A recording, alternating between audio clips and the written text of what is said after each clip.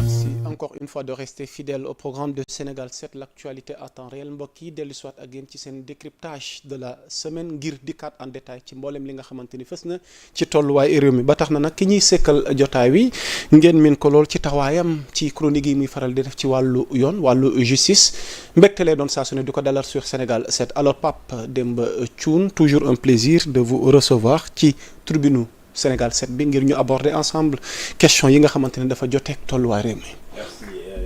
Merci saa su nekk aussi ñëw ci tribune bi di Sénégal 7 donc ñëwaat fii miin nañ ko même si ça fait quelques pour ne pas dire plusieurs mois jaaruñu fi mais ñu ngi leen di suivre de près donc mbégte boobu la ñu ñëwaat la ñu amaat pour ñëwaat fii donc di ñaan yàlla aussi jotaay bi amal solo. sunu mbokk compatriotes yi nekk ci réew mi wala ñu nekk fële ci biti réew jërëjëf. alors mbokk yi di leen nuyuwaat yéen ñu ñuy bàyyi xel saa su ne yéen ñi ci commentaire yi moo xam seen suggestion yi aimé leen partagé leen yaatal leen du nu tay saa su ne di dikk ak génn ci li nga xamante ni moom la ay di njàmbat li gën a fës ci actualité bi daat koy waxtaane faram-fàccee ko alors mu mel nii moom xam-xamam dafa wàcc ci lépp lu jëm ci yoon et que xam ngeen ni actualité bi fi mu toll nii li ko gën a lëmbee bokk na ci ay dossiers judiciaires ñi nga xamante ni dañoo jotee ak justice bi alors Thioune fi ñuy ubbee mu mel ni l'affaire Madiambal Diagne dafa am ay rebondissement et xibaar gi ñu jot ci bëccëgu tey gi nag mu mel ni inculpation dal na nag famille am bi nga xamante ni bàyyi na ko fi mu di ki nga xamante ni moo ko jural njabootam ñaari doomam ak ki ñuy wax marabout donc à titre d'information le juge d'instruction du premier cabinet près le pôle judiciaire financier a frappé fort donc l'épouse de Madiambal Diagne ses deux enfants ainsi que son marabout ont été inculpés et placés sous mandat de dépôt di fàttali ne moom bu dee marabout bi la ñu ngi ko tegee loxo fële nga xamante ni moom mooy Thiès par la division des investigations criminelles et pour revenir en détail par rapport ak li ñu leen di reprocher ils sont poursuivis pour association de malfaiteurs escroquerie sur des deniers publics et blanchiment de capitaux commis par un groupe criminel organisé alors Pape Demba Thioune mbir mi fi mu toll nii tey ak xibaar gi ñu ci jot tey ban décryptage pour ubbee ko jotaay waxtaan wi. Bon je pense que c'est une suite judiciaire boo xamante ni c'est une procédure boo xamante ni noonu mi ngi lancé contre ay nit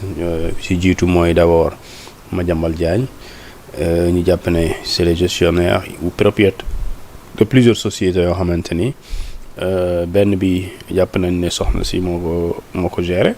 mooy soxna soosu ñu def garde à vue bi finalement placé que sous mandat de dépôt alors scientifique def rapport boobu et ce rapport a été transmis à l'autorité judiciaire pour ne pas dire le parquet de la République financier et que conformément à la loi bi nga xamante ni moom moo tënk CENTIF alors le parquet est tenu de transférer li nga xamante ni moom mooy un réquisitoire introductif mu jox ko le juge d'instruction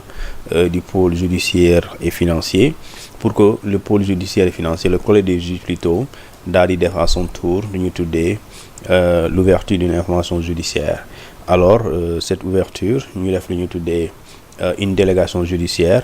et cette délégation judiciaire mooy jàppal na donc mooy ci kayit bi procureur yónnee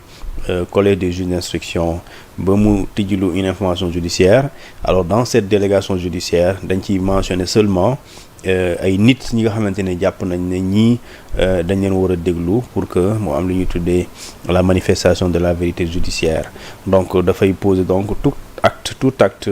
bi nga xamante ni dafay permettre mu am lu ñuy tuddee c'est des actes d'information plutôt donc pour le faire il faut nga convoquer leen alors nga déglu leen léegi nag soo leen convoqué nga jaaree bu leen dig alors comme on le dit la pratique alors bu ñu jógee dig dañuy dem ci juge d'instruction pour ñu jàkkaarloo ak moom maintenant c'est le juge d'instruction qui va décider de leur sort mooy li ñu leen di tuumaal yéen dañoo bëgg ngeen tontu ñu ci loolu léegi nag su leeree alors ñu mën nga am lu ñu tuddee bénéficier wu ak lu ñu tuddee pas une relaxe mais une libération conditionnelle mais bu gisee ne am na lu lëndëm alors mën nañ leen inculper et puis ñu placer la sous mandat. libération conditionnelle bu ma déggee ci ces cas lu mën a am la. comme le cas de Wally Seck par exemple. par exemple parce que dama bëgg a dellu ci fait yi nga xamante ni moom lañ leen di reprocher. blanchiment de capitaux ngi ci association de malfaiteurs ngi ci est-ce que yooyu fait mën nga ci bénéficier wu. Wally Seck c'est un exemple patent et très récent Wally Seck dañ koy toppee lu ñu tuddee association de malfaiteurs ak blanchiment des capitaux mais l'article 134 du code de procédure pénale daf ne la liberté provisoire subordonnée au cautionnement ki nga xamante ni moom la ñuy inculpé alors mën na sàkku ñu may ko li nga xamante ni moom mooy liberté provisoire et dans ce cas le juge d'instruction moom mooy apprécier alors buy apprécier c'est en fonction des éléments yi nga xamante ne c'est des éléments yu muy am à sa disposition bokk na ci la garantie de représentation bokk na ci également li ñuy tuddee bu fekkente ne amul un risque élevé de fuite mais aussi s'il y a pas un risque également de pression sur les témoins mais aussi il y a pas un risque de dissimulation de preuves wala ñu gis ne en fonction des faits et de la gravité des faits alors juge d'instruction bi mën na sukkandiku ci loolu may la lu ñu tuddee une liberté provisoire en contrepartie d'un cautionnement mais c'est-à-dire mu nekk une garantie financière donc ce qu'il faut comprendre également mooy cautionnement c'est pas un droit automatique à la liberté c'est-à-dire le cautionnement c'est juste une garantie financière mooy soo ko indee kii la topp moom dafay sukkandiku ci loolu mu njort ne même boo demee te mën bu fekkente ni leer na ko ne su la bàyyi di nga daw wala su la bàyyee mën nga teg pression témoin ci biti wala su la bàyyee mën nga réeral ay preuves wala bu la bàyyee mën nga am lu ñuy tuddee soustraction à la justice comme le cas par exemple la fuite mooy nga rëcc loolu su ko amee njoxtu boobu noonu même boo indee $1 milliard en termes de caution mën na la ko bañal la preuve mooy en 2013 il y avait un arrêté boo xamante ne c'est la chambre d'accusation moom moo ko rendre woon ci benn sénégalais boo xamante dañ ko doon tuumaal lu rëy mais il a mis sur la table $1 milliard CFA et le juge de la chambre d'accusation daf ko rejeté li tax mu ne il y a un risque élevé de fuite. Deux, il y a ce qu'on appelle un risque de pression sur les témoins. Donc pour dire que c'est pas l'argent bu doon xaalis kese da koy jël parce que $1 milliard la mais da ko rejeté ba pare ne yow su ma la bàyyee njoxt bi mu am mooy di nga daw mais aussi ñi nekk ci biti sax ñu nekk ay témoins di nga leen teg pression ba seen version yi sax mën nañ ko modifier donc il a été retenu en prison malgré lu ñu tuddee ce cautionnement aussi important à hauteur de $1 milliard CFA. Donc il faut ñu xam le cautionnement c'est un droit mais pas automatique c'est une garantie financière pour l'inculpé en vue mu échapper lu ñu tuddee l'emprisonnement donc c'est une alternative à la prison mooy soo ko indee selon les éléments qu'il y a par exemple Wally Seck il a présenté des garanties parce que dañ ko woo mu ne biti réew donc ku ne biti réew si ñibbisee kooku mën nga jox ne kii du daw parce que bu doon daw du ñibbisi donc kon l'élément risque de fuite mën nga ko dégager mais aussi l'élément garantie de représentation aussi mën nga wax ne am na ko parce que benn Wally élit domicile à Dakar sa famille est là il a des enfants ici qui vont à l'école am na kër am na fi mbokk donc kooku xam nga am na garantie de représentation donc soo sukkandiku ci élément yooyu mën nga ko may li ñu tuddee